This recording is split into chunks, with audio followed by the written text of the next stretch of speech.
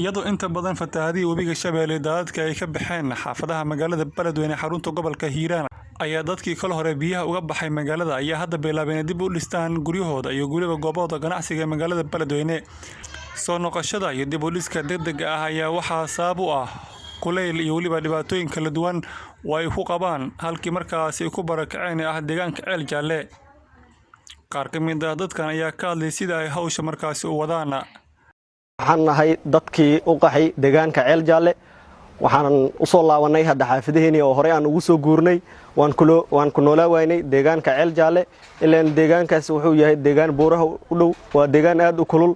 marka waxaan soo aadnay xaafadihii inaan dayactirno sidaad u jeedaan hadda waxa burburay xaafadihii intooda badan daadadka ayaa qaaday hadda xaafadahan waa intooda ugu fiican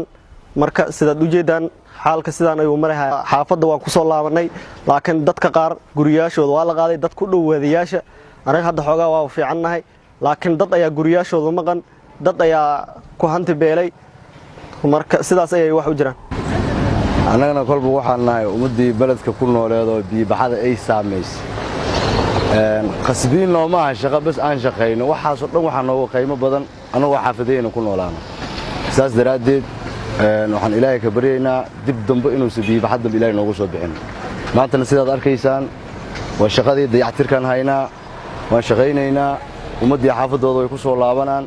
sidaas isi ka sii wanaagsan inaan ku sii noolaano on biyo baxa iyo dhibaato dambe oo ilaahay naga hayn waan jecelnahay ilaahana ka baryaynaa waa meeshaan aad arkayso waa dabakaayinkii waa maqaayado waa biibitayaal waa adiga ummad masaakiin iskaga ganacsanayso oo qarab ku raadsanaysa